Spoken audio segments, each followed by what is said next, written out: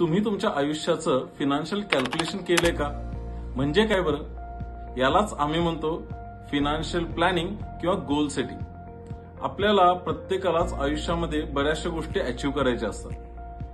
माझी मुलं आत्ता लहान आहेत, पण ज्यावेळी त्यांची 12वी होईल त्यावेळी त्यांच्या हायर एज्युकेशनसाठी मोठी कॉस्ट असेल.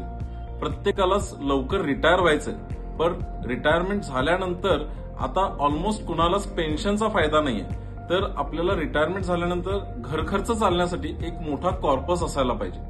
त्याचबरोबर कुणाला फिरण्याची आवड असेल तर ट्रॅव्हलिंगसाठीचे पैसे, मोठी गाडी घ्यायची आहे, बंगला घ्यायचा आहे, तर हे काय आपल्या आयुष्यातले वेगवेगळे ड्रीम्स, ऍस्पिरेशन्स आणि रिस्पॉन्सिबिलिटीज याच्यासाठी आपल्याकडं पैशाची आवश्यकता असते.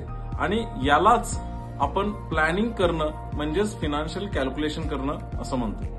त्यामुळे तुम्ही अजूनपर्यंत तुमचे फायनान्शियल कॅल्क्युलेशन्स केले नसतील तर आजच आपल्या फायनान्शियल गोल्स सेट करा, फायनान्शियल प्लॅनिंग करा. कारण म्हणतात ना, वेल प्लॅन्ड इज हाफ डन.